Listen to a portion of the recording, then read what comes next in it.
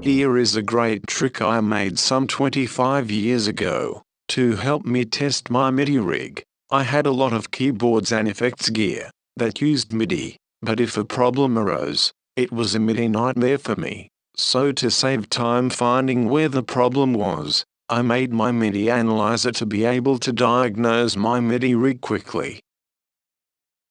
Okay, first off a quick intro into what MIDI is. MIDI stands for Musical Instrument Digital Interface and it came out in 1983. It's used as a way for one unit to communicate with another unit by way of data, not audio. This data is digital information, and digital information is ones and zeros. In electronics that's usually 0 volt for a digital 0, and 5 volts for a digital 1.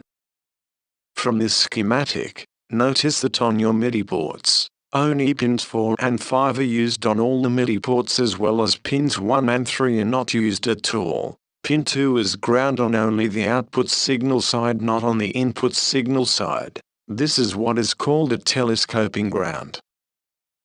As for most of your MIDI cables, they are made by having a 2-conductor shielded cable with a MIDI plug soldered at each end. MIDI cables only use pins 2, 4 and 5 for interfacing MIDI devices. Pins 4 and 5 are used for data transfer and pin 2 for ground connection. Many manufacturers do not even bother wiring pin 3 and 1 because they are not used in MIDI systems. For this reason many MIDI cables cannot be used with old in-sync systems like in the Roland TR-808 and Lindrum days.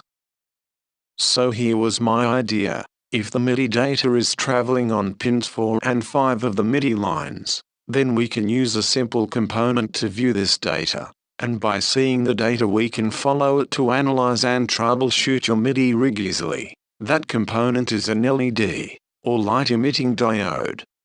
If we take a LED and place it in an output MIDI jack, across pins 4 and 5, with the negative side of the LED in pin 5 and the positive side of the LED in pin 4, any data that is transmitted by the unit, be it keyboard, rack gear, mixer, or any unit with MIDI, will light up the LED when data is present. This gives us a quick way of telling us that the output MIDI port is working.